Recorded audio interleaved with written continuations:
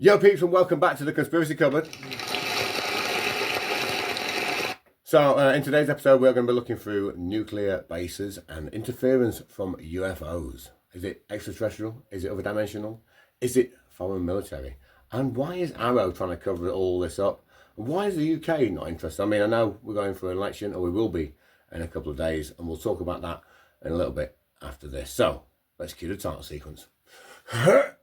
Yeah.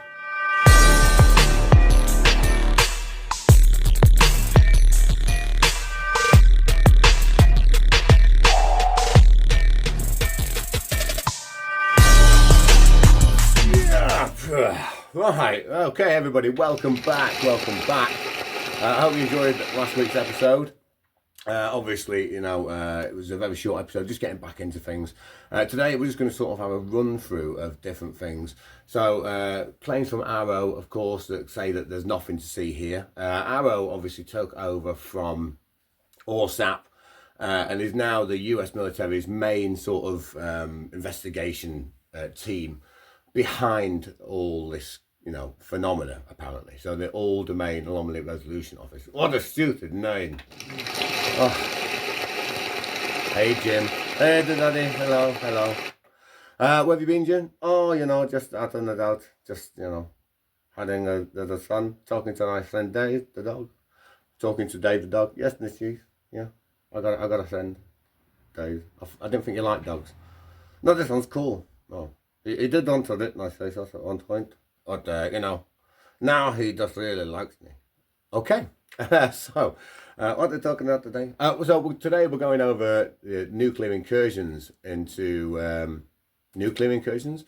Nuclear incursions into what? Territories, you know, places where innocent people live. No, not those kind of... No, what I mean is UFO incursions into nuclear bases is what we're looking at. So... you'll be hearing on Weaponized from Jeremy Corbell and George Knapp, if you've seen the episode, about the Pantex nuclear facility. Let me just sort your face out. You do this at the time. I should have done it before. There. Yeah, that's a lot better, look. I can't see any difference. Well, you can sort of see your eyes again now. Your fur is just all over the place. That's because you don't look after me. You keep me in a dog. Do I look okay? I'm looking okay. Yeah, come back here. So anyway, yes, the Pantex nuclear weapons facility. Now they have claimed to see many different UFO sightings. Oh yeah, I've been there once. What do you mean you've been there once? Can't talk about it. Toxic. Okay. I mean, I know you've been around a bit, Jim. You know. Anyway, the Pantex plant is America's only nuclear weapons assembly and disassembly facility, located in the high plains of Texas Panhandle, 17 miles northeast of Amarillo. Pantex is centered on a 16,000 acre site. Wow, that's massive. Just north of the U.S. highway, Highway 60 in Carson County. Now, they claim to have seen different objects flying over. Incursions sort of into the base, weird sightings, cryptid sightings, possibly when you visited. Yeah, no, didn't he? Me and my cousin Jin. Are you all called Jin? Yeah, that's Jin one. I'm Jin too. Is that your second name? No, middle name. You can't pronounce my second name, or the third name, or the 15th name that I have. Okay, anyway, right. So, Pantex Nuclear Facility, Texas. There were sightings on the 2nd of September 2015. In October 23rd in 2018, jellyfish-like objects have been seen floating and looking over the facility. And like I say, many strange events out there. Now, these have actually been reported to the Department of Energy of Nuclear Operations as well. So they are actually investigating these in America. So other cases that we have, I've got a clip here from a Nick Pope interview about a case over Montana. Now this happened, I believe, in 1967. around just after the Cuban Missile Crisis. So during the Cold War time-ish still. And the interesting thing about these nuclear cases is that the UFOs don't seem to have just investigated, obviously, nuclear power plants, but they have also investigated, obviously, nuclear missiles that have been fired or dummy tests that have been fired. Yeah, they've taken them down, haven't they? Fired lasers at them. They have. So we're going to look at a case in a minute of that as well. But this one, a little interview for you with Nick Pope about the Maelstrom Air Force Base incident in 1967. So here you go. So tell me what happened. March 24th, 1967, I and my commander, Fred Mywall, were on duty in Roy, Montana. The men are stationed in the missile launch bunker, 20 meters below ground. We had control of 10 nuclear missiles. The Minuteman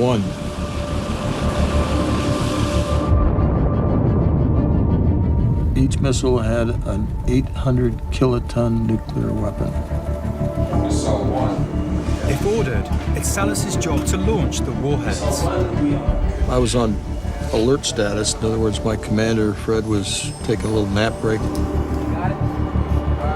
Sometime in the early morning hours, I get a call.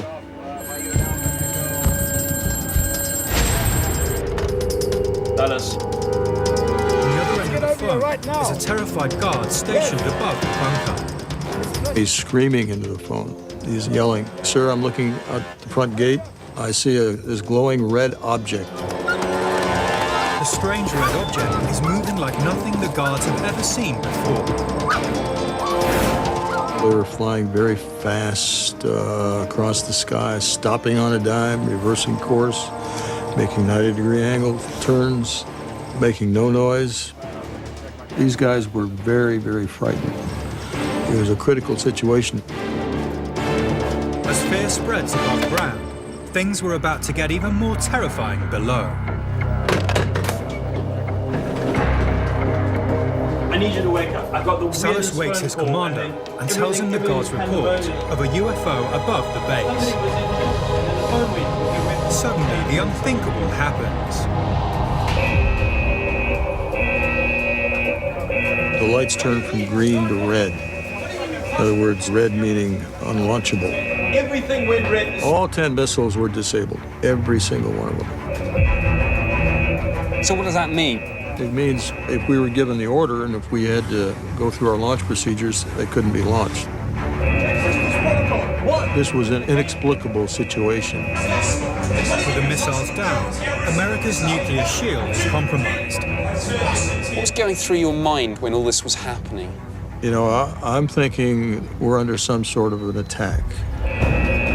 As Salas and his commander desperately try to get their missiles back online, they're told that a week earlier, another missile launch crew at Maelstrom Base reports seeing the same strange lights. And seconds later, their nuclear warheads also go offline. All 10 of their missiles went down while a UFO was overhead. All 10 of our missiles went down. UFO was immediately over our facility. What did you think when you found out that this had happened not once, but twice? These were the most sophisticated weapons we had, and so it was worrying that something very unknown, very unusual, very strange could disable them. Is this a coordinated attack by the same unidentified craft? Give us a reading on each one of them! In both cases, the weapons are out of action for nearly 24 hours. Did this, we did our chance. There's no way! So what did shut down the nuclear missiles at Maelstrom Air Base, and why? This was extraterrestrial in nature. I honestly believe that. So as you can see, a very strange case then. Yeah, that is strange shit. Must have done some Saturday too. Are you just guessing? Yeah, just guessing. Okay. What do you guys think? Obviously, you know, you see military personnel being interviewed all the time now about these kind of things. Some of them seem amazingly credible. You know, Commander David Fravor, I keep mentioning him all the time. I think they're in love with him. I'm not in love with him. I just like his account. It's a great account. He doesn't get overstated. Not true. You know, he just tells it how he is, doesn't he? You know, it's kind of nice to see. Just a straightforward view, you know. I followed something, then it came over here, and then it went, no! And I went, where the fuck did that go? Yeah, pretty much that's his account, really, isn't it? So there, that's an Air Force base then that's seen an encounter, something coming down, bit like the Rendlesham Forest incident, which we've done a 3-part on. Yeah, we did. Yeah, I think you left me out of that. Well, you know, whatever. Yeah, so there's a 3-part that we did break down on Rendlesham Forest incident, and that case, once again, that was 1980s. And it occurred around Christmas time. There was an incursion of a diamond-shaped or triangular sort of craft that landed out in the forest clearing somewhere. Not too sure what that was. Many different accounts there. So if you want to read, go back through that one, go back a couple of, a couple of videos back, and you'll find the 3-part one there where we break it all down into 3 bits. You get the actual story, you get another part of the story, and you get a final sort of extra bit of like, is this really what happened? And some cool possible explanations for the event. We've also got then in 1960s nuclear warheads that were attacked by UFOs. So these were actually like shot down, lasered out of the sky, or just basically deactivated. Yeah, rather than it's like just you know, and then just like that. Yeah, exactly like that. Okay, you ready? So then, as I've said, Arrow has come forward and said, oh, there's nothing to see here. Yeah, like they always do. I don't get it. I don't get what they're doing. You know, the Congress has been there. Yeah, I'm here. What else proof do you need? Look at me. And you're just little. Okay. So basically what I want to know is what do you guys think about this? The incursions into nuclear facilities. Now, Russia has had the same kind of incursions onto its bases, into its military sites, where you're seeing UFOs basically incur into the base, turn nuclear warheads on, turn them off, you know, just basically saying we can do whatever we want. Yeah, you know, they're all powerful. They're from out there, and out there, and in here, all over the place. They see everything, or seeing, or knowing. Are you trying to scare the absolute crap out of us, Jim? No, just telling you the truth. They see you all the time. They're like Father Christmas. They're nice though, you know. If they weren't, you'd all be dead. Okay.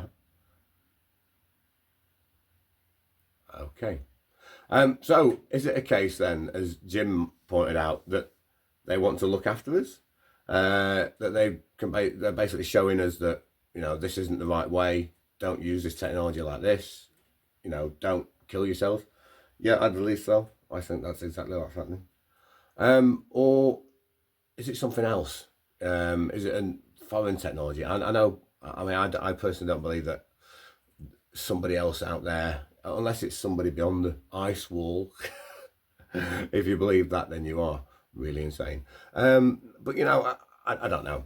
I know that I don't know. Yeah, I know you're right there.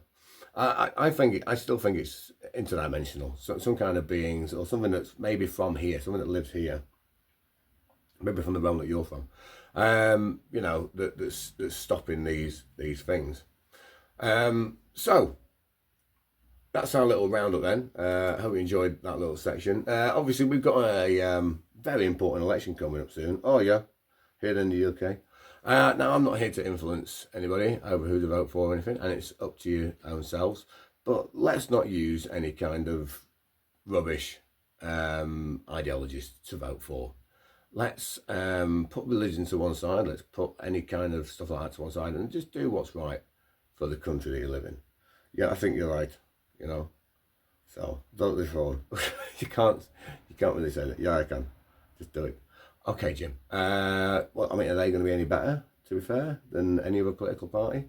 I mean, I don't really think Labour. If you want to start talking politics, I think we're going to, you know, maybe lose some people here, because this is just like it's a minefield of stuff, and Tories can't. No, God, no. Oh. What are you doing? I feel sick. I said the T word. Okay, so, well, let's just see what happens. We'll have probably done another episode before then. But I hope you enjoyed this little run through of a few places. If you start now going online, this is what the Conspiracy Club is for. You guys now go out, start investigating. Weaponized has just come on a couple of days ago, their episode there. Yeah, they're the influencers, once again. So they have people talking on there, obviously, about these kind of incursions, especially at Pentax as well.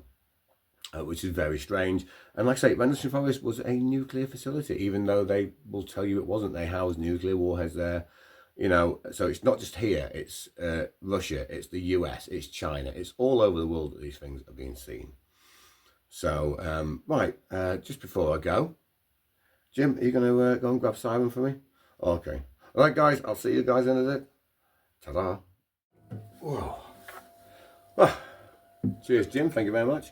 You're welcome. Right, so while he's off in the fifth dimension for a little bit, I'll just play you out with Simon. Been a while, girl, hasn't it? You've not been on here for a long time. Thank you very much. So anyway, guys, thank you very much. Make sure you subscribe to the channel. We're going to be doing some investigations out in the wilderness soon. We've got some ghost investigations and some creepy stories to share with you for next time, so look out for those, and a little rundown on the election. I suppose we'll have to do a little bit of that, because you actually got freedom choice.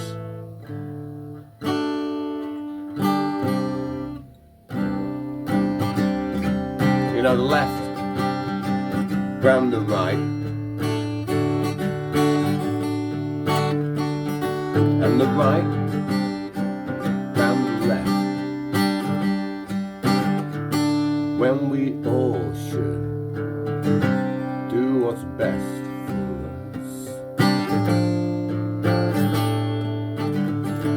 There should be a middle ground of common sense of people all around. We know what is right and what is wrong. Pitting people against each other has never been the right thing to do. Come together, stop the hate. Don't let anyone influence you on how to vote. It's your choice. It's your choice what to do. Just make the right decision for you and the people live around you. Don't do it cause someone told you to.